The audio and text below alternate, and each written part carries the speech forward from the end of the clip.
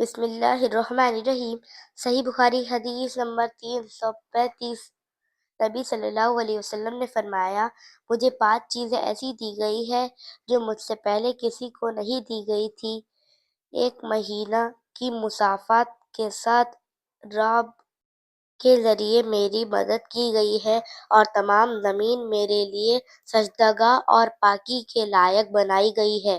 بس میرے امت کا جو انسان نماز کے وقت کو جہاں بھی پالے اسے وہاں ہی نماز ادا کر لینی چاہیے، اور میرے لیے غنیمت کا مال حلال کیا گیا ہے۔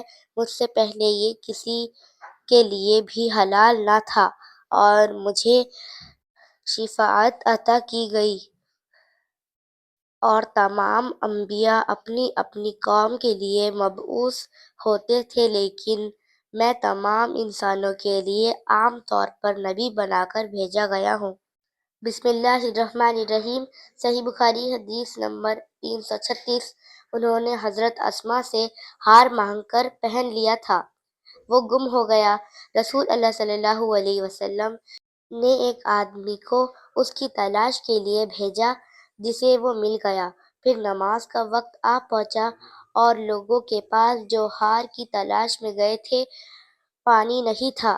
لوگوں نے نماز پڑھی اور رسول اللہ صلی اللہ علیہ وسلم سے اس کے متعلق شکایت کی۔ بس خداوند تعالیٰ نے تیمم کی آیت اتاری، جسے سن کر اسید بن حضیر نے حضرت عائشہ رضی اللہ عنہا سے کہا، آپ کو اللہ بہترین بدلہ دے۔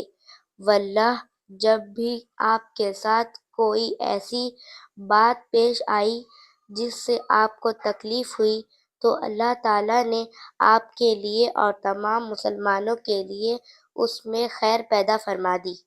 بسم اللہ الرحمن الرحیم۔ صحیح بخاری حدیث نمبر 337۔ میں اور عبداللہ بن یسار، جو کہ حضرت میمونہ رضی اللہ عنہا زوجہ نبی کریم صلی اللہ علیہ وسلم کے غلام تھے، ابو جہیم بن حارث بن سما انصاری صحابی کے پاس آئے۔ انہوں نے بیان کیا کہ نبی کریم صلی اللہ علیہ وسلم بئر جمل کی طرف سے تشریف لا رہے تھے۔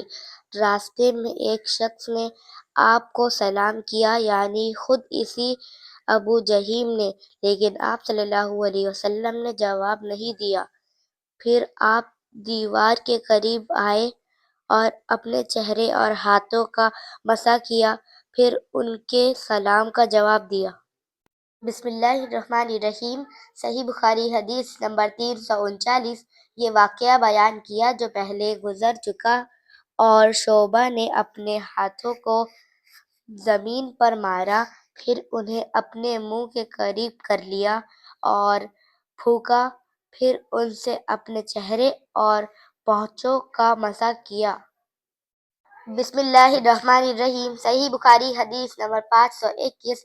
حضرت عمر بن عبدالعزیز رحمۃ اللہ علیہ نے ایک دن عصر کی نماز میں دیر کی، پس عروہ بن زبیر رضی اللہ عنہ کے پاس تشریف لے گئے، اور انہوں نے بتایا کہ اسی طرح مغیرہ بن شعبہ رضی اللہ عنہ نے ایک دن عراق کے ملک میں نماز میں دیر کی تھی، جب وہ عراق میں حاکم تھے۔ پس ابو مسعود انصاری عقبہ بن عمر ان کی خدمت میں گئے اور فرمایا، مغیرہ رضی اللہ عنہ، آخر یہ کیا بات ہے؟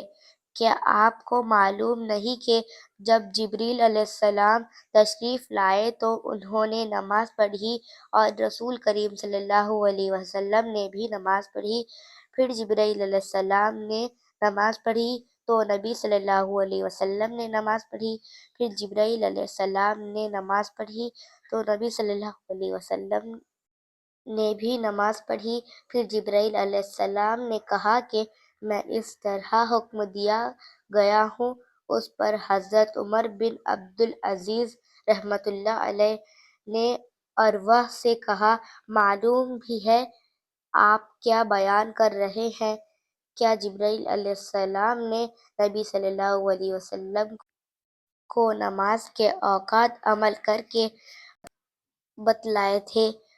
عروہ نے کہا کہ ہاں، اسی طرح بشیر بن ابی مسعود رضی اللہ عنہ اپنے والد کے واسطے سے بیان کرتے تھے۔